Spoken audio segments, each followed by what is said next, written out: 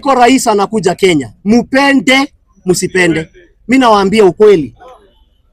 Wale watu wote wameiba na mnataka msikie kutoka lini? 1963. 19 when? 63. Mutarudisha mashamba ya Wakenya. Mutairudisha. Mimi nawaambia ukweli. Najua huyu mzee ameni-challenge. Amesema kama mimi nitakuwa kama huyu ama huyu. Mimi sijui mtu ni nani, lakini mimi na prophesy hapa. Iko rais anakuja Kenya. Wale watu wote wako na offshore account, mnaiba pesa ya Wakenya, mnaenda mnapeleka Dubai. Tutafunika hizo account, zitarudishwa hapa. Na hiyo inchi isipo, hebu sikilizeni.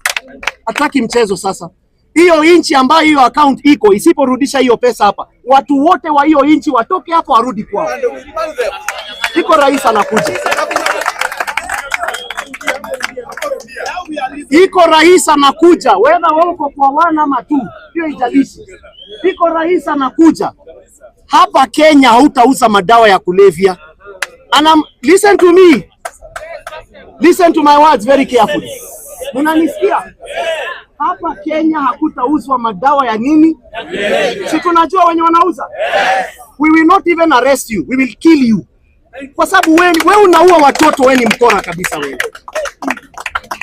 Ukiuza madawa ya kulevya, nilienda Huruma, mnanisikia?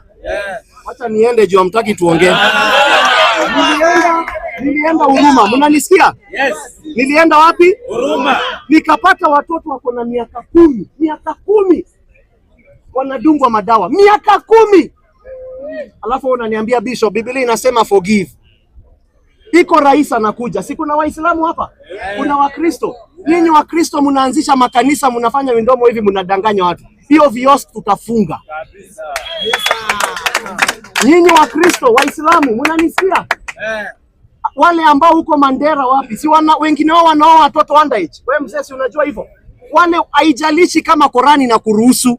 Kenya katiba iko juu kuliko sheria nyingine yote. Wale watu wanaoa watoto wadogo, iko rais anakuja. Nyinyi chezeni hivyo mnacheza. Kenya lazima irudi venye inafaa. Hakuna kubembelezana tena.